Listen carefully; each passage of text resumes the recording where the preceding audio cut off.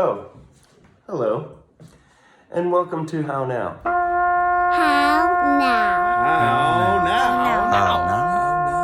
How now? How now? This is how now. How now? Hi, my name's Noah Falck from my attic in Buffalo, New York, where I'm going to read 3 poems from my forthcoming book, Exclusions, which will be out from Tupelo Press in August of 2020. A poem excluding the metric system. We take each other in like secular holidays, like mountains through binoculars in a televised storm. Here you are, a shit show of everything you've read online. And there's such a revolutionary clumsiness in the way you kiss me goodbye through all of August. The way you navigate the work week with something like a Cold War settling on your eyelashes. Hi everyone.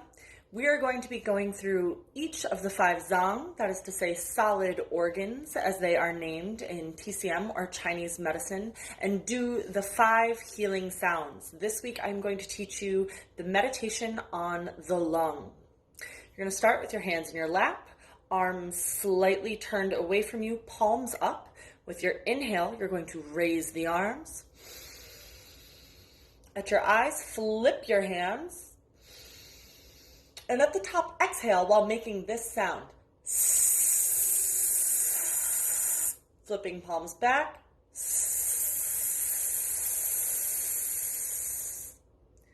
Once your hands are back on your lap, you're going to do a short meditation.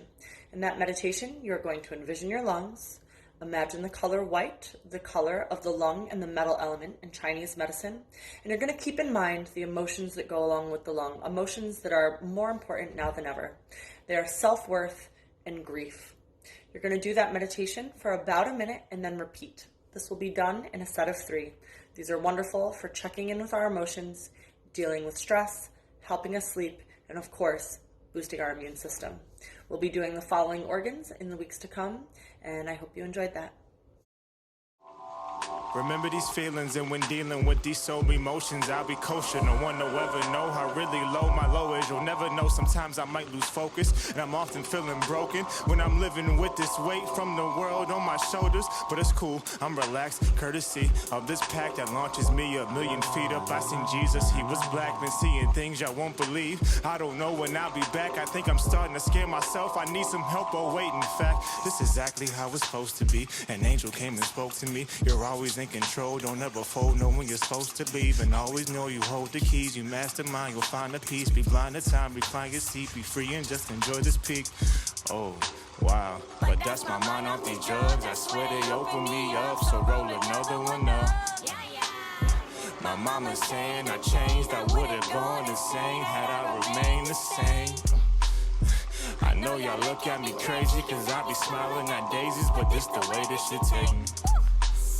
Sometimes I'm playing the villain, but for the most part I'm chilling, and you cannot stop this feeling, yeah. But that's my mind off these drugs, I swear they open me up, so roll another one up. My mama saying I changed, I would've gone insane had I remained the same. And I cannot get away, I cannot get away, I cannot get away. It all started with the slightest of movements for me to get into it. If we be getting to it, don't we? It all started with the slightest of movements for me to get into it. If we be getting to it, don't we? It all started with the slight movement, the right movement, of course, for me to get it on. The fire from hell, I found it warm, and ain't nobody to compare me to. Let's move along. Apparently I'm not on yet. Well shit, you could've fooled me.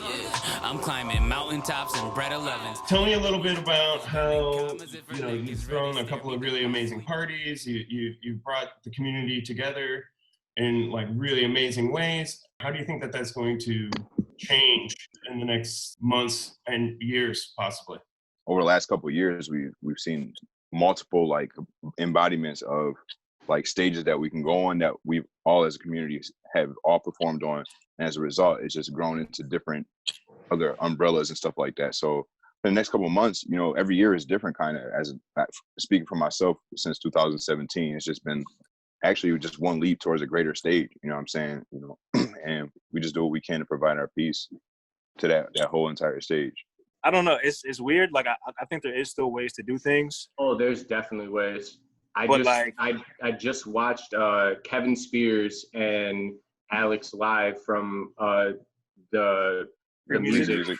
Yeah, the Free Music Party. They did a concert. I think it was being hosted in California, but they did a live concert with them today. And that was cool. Like I watched it right before I came in here, and it was like really cool. So there's definitely ways to go about it if we can't meet in a public setting. Yeah, because creating that space within yourself internally, you know, is the challenge that, you know, everybody's kind of having to deal with right now. Absolutely.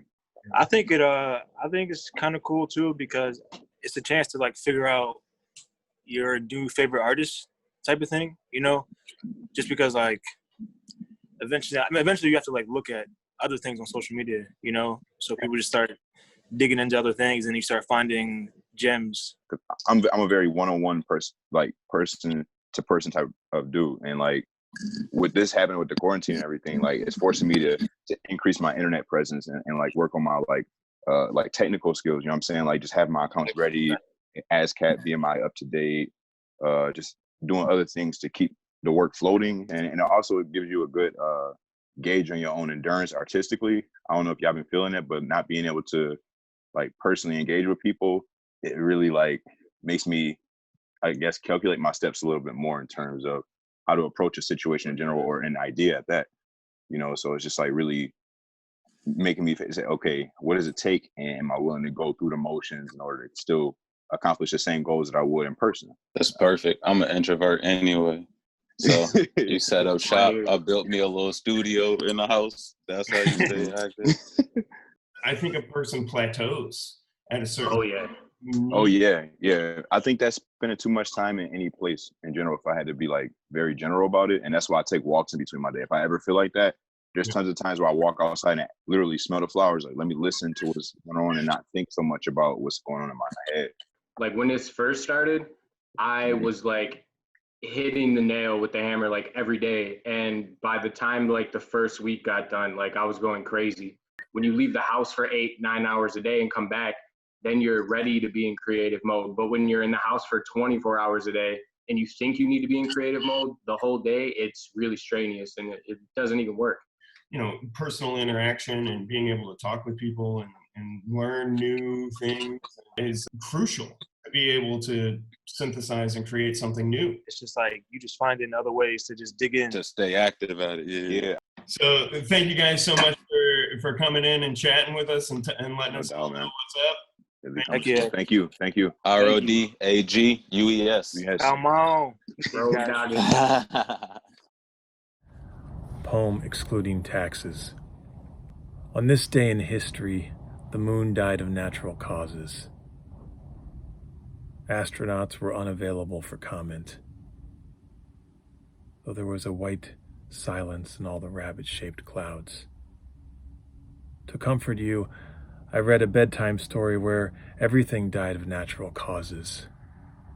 It began, on this day in history, the moon died of natural causes, though we still dreamed it was full. You shrunk beneath the sheets with the most German of smiles.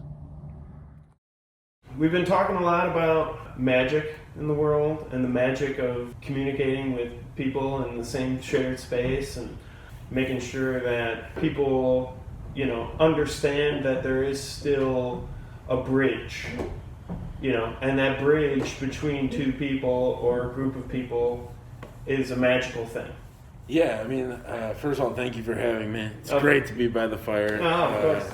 Wind and blustery weather outside. But no, you're absolutely right. And hopefully it's never like a fucking thing that like people have to like remind themselves that like their connection with another human being or a group of human beings and that collective like sort of like a divine madness that comes about when a group of good people get together, or complete strangers you don't even know that are good people. Most people end up being good people, which is amazing. Exactly.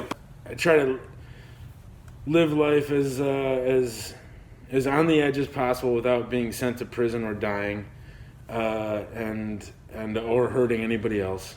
Yeah. And then after you survive the things, whether they're fucking fantastic or they're devastatingly sad, whatever it is you're getting through, it'll all come out at some point, and you don't need to force it. It's all there anyways. So I try to start with like random things, random thoughts, random lines, just sprinkle some shit onto some paper and see what it looks like. Rub a little dust into, dirty up a piece of paper, flip it around 4 different ways, see what comes out. And I think that's the best way for me to use what I have in my work right now. Is just like it's unknown to me, but it's there for a reason, and it comes out in whatever the brain for some reason fucking finds it a reason to bubble up based on some random, happenstance of a moment. Exactly. But, whatever, I'm here in Buffalo, and I'm in my studio with my cat Pablo. I take like 4 to 5 hour sleeps, on my couch. And then I get up and make some more work, or I'll watch fucking things on YouTube. Or I'll get out and take a walk for a little while, get some fresh air. But it's like a weird living in like a pod, just a creation pod, where like you're not always creating, but you're creating a lot more than you would if you were just sitting at home, because everything's just there for you. So you sit around, and there's a few things I'm working on right now that I'm getting paid for, commission stuff that I also work into the process throughout the day. Sure. And then when you get burned out on it, you offshoot into something else that's completely different. Then just start playing around. I've been doing a lot of stencil, just cutting things. I'm using like pizza boxes, like a single slice pizza box. I'll go grab a slice of pizza, and then I can get 2 stencils out of that. Yeah. And then and whatever, I'll be listening to the Harry Nilsson song, and I'm like jumping to the fire. I'm fucking rocking out to jump into the fire, and like I'm like, we can make each other happy. We can make each other happy. And I'm like, that needs to be a stencil on a shirt or something. One-off, with flames around it. And just letting it roll, and just there's nothing else to do but just fucking make. Yeah, exactly. It becomes an opportunity for creation, but it also becomes an opportunity for destruction. The benefit of being alone and just like stirring around and just like having a bunch of materials around you is amazing. But yeah, like you don't get the freshness, the flow. You can't just keep creating work in a vacuum of your own experiences that you had, 6 months ago, 12 years ago, whatever it is. Like you need to keep creating experiences, and those experiences are special because of people. And I think that, and that's what I'm missing my Friday nights at the cantina with friends that you get a group of strangers and close friends that are all like-minded or not, but they're all willing to cut loose and trust each other, and it's like the most amazing, beautiful like moments. That's when it's out of it. That's when it's really amazing. Yeah, I mean, like you don't want to get like pigeonholed into things, but also maybe a few months of fucking into a pigeonhole could be interesting to see what you get into. Exactly. As long as we can pull the nose back up and get back to hanging out with strangers that end up being special people. Poem excluding fiction. We live in the most fortunate of times. And who's to blame? Our moods like the 4 seasons in a tinted window overlooking a bank robbery. Everyone is raising children on cable television, on leashes, on the slot machines that have become our elegies. We live other lives in high school, college, on the porch, reading the obituaries. Say, I miss you, into the mirror while shaving, brushing teeth, plucking something that's meant to grow forever. Please join us on May the 4th for our next episode of How Now. Until then.